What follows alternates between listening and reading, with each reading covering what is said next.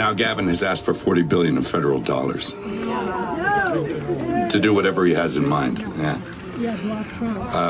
Why would we trust him with that kind of funding? Hollywood icon and producer Mel Gibson has once again torched California Governor Gavin Newsom, unleashing a fiery tirade over his disastrous leadership.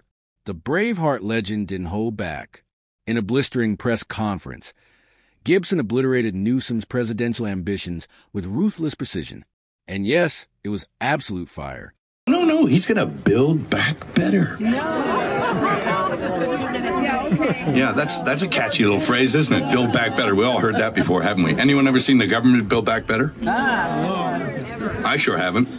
No. If anyone, has, like, put your hand up and maybe I'll concede that point. But I have another B word there for it's called.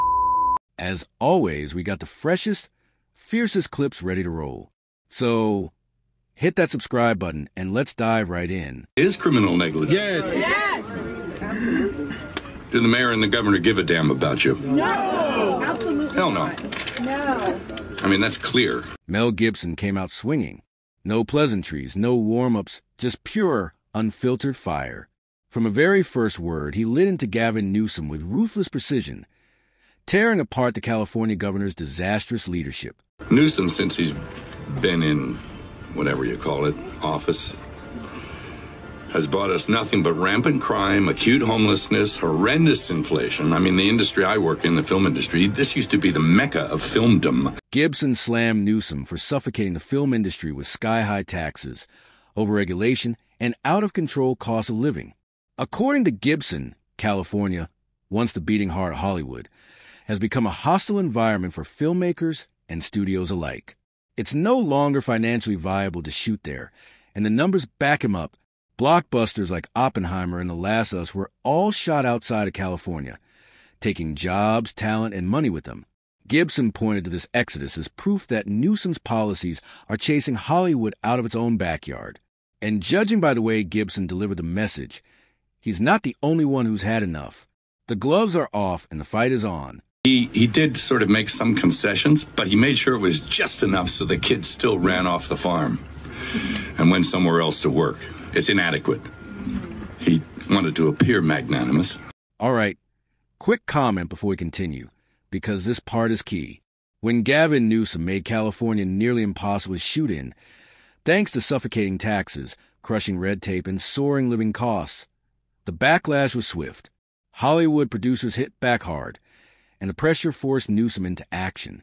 He finally doubled down on incentives, dramatically increasing the state's film and television tax credit from $330 million to $750 million, and making the credits refundable for the first time. But it was too late. By then, production had already shifted en masse to states and countries offering better deals, cheaper labor, and simple logistics. The damage was done.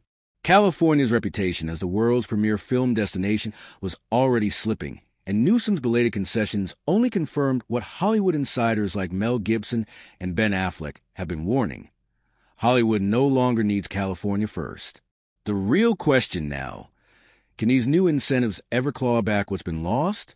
Or is the Golden State's era of dominance already fading into the past? Karen, they want us to trust them to reimagine our city for us. No. Yeah. No. Oh, no, he's going to build back better. No. Yeah, that's a catchy. That catchy phrase? It was actually coined during Biden's administration under the 117th Congress, supposedly to restore America's crumbling infrastructure and close the widening jobs deficit. But what did we get instead? More job losses, endless supply chain chaos, and raging wildfires that no one in power seemed prepared to handle. And then there's Gavin Newsom, Biden's West Coast golden boy, and a key figure in his political ecosystem. If Biden was ineffective, Newsom was a disaster. Under his watch, California's economy spiraled into chaos. He buried businesses under taxes, regulations, and skyrocketing energy costs, forcing many to flee the state entirely. California, once a symbol of prosperity and innovation, turned into a cautionary tale. Ever seen the government build back better? No. I sure haven't. No. If anyone, has, like, put your hand up and maybe I'll concede that point. But I have another B word there for it's called. Newsom is a walking, talking definition of all talk, no action. Smooth speeches, big promises, flashy headlines, but nothing of substance.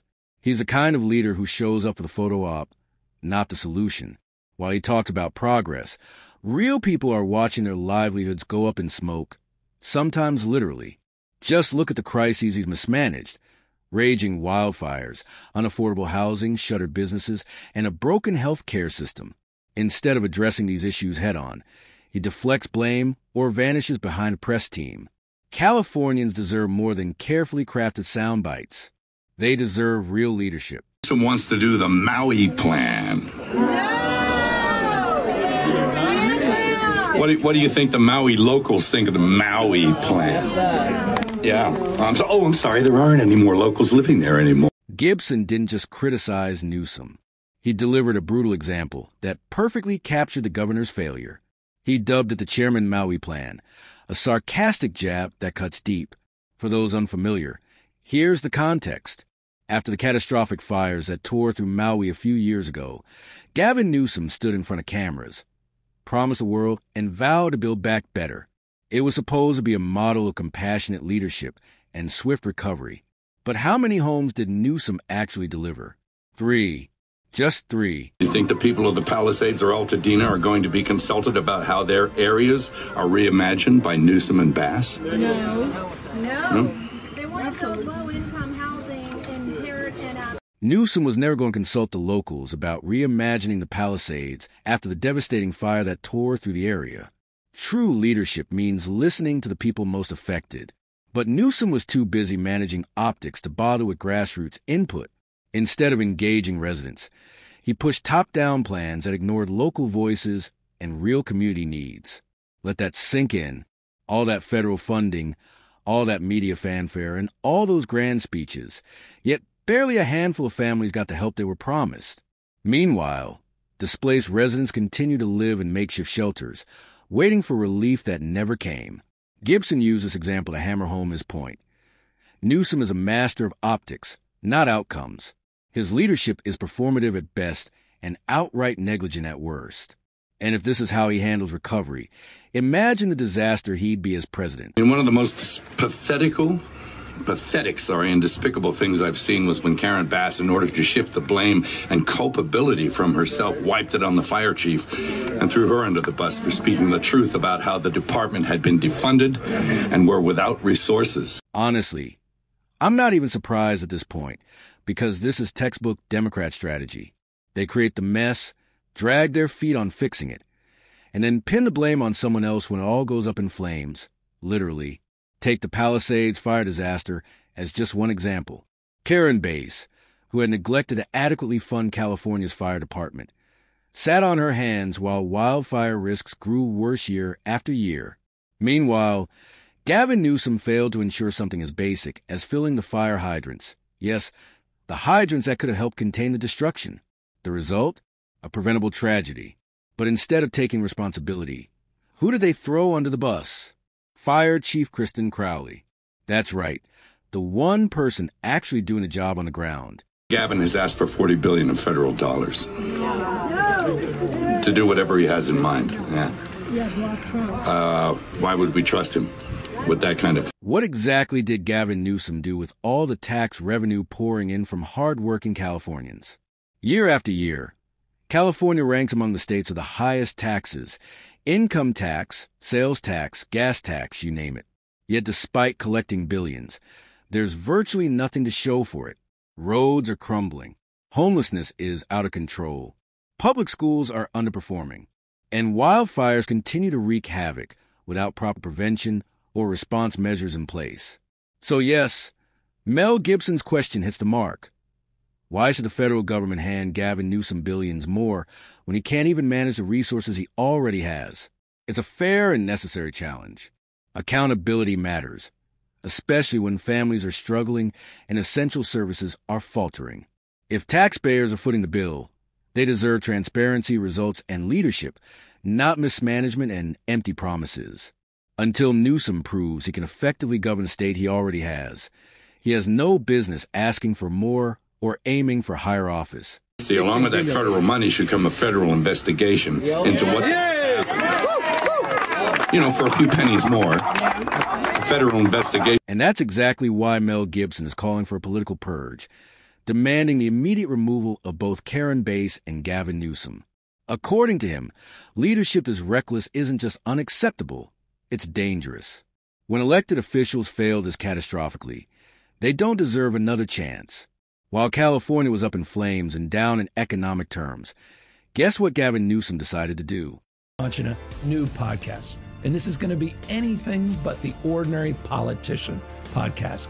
I'm going to be talking to people directly that I disagree with, as well as people I look up to. Look, there's an onslaught of information that we take in, so let's take it to the sources without the typical political mumbo jumbo. In the first few weeks, we're going to be sitting down with some of the biggest leaders and architects in the MAGA movement. Wow. Harold. Yep, because instead of actually fixing the mess, Gavin Newsom seems far more invested in fixing his hair and curating his image.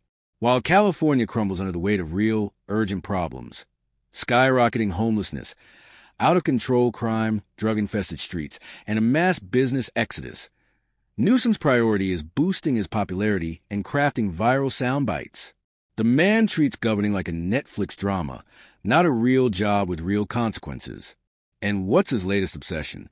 Winning over MAGA supporters, as if that's the benchmark for fixing California.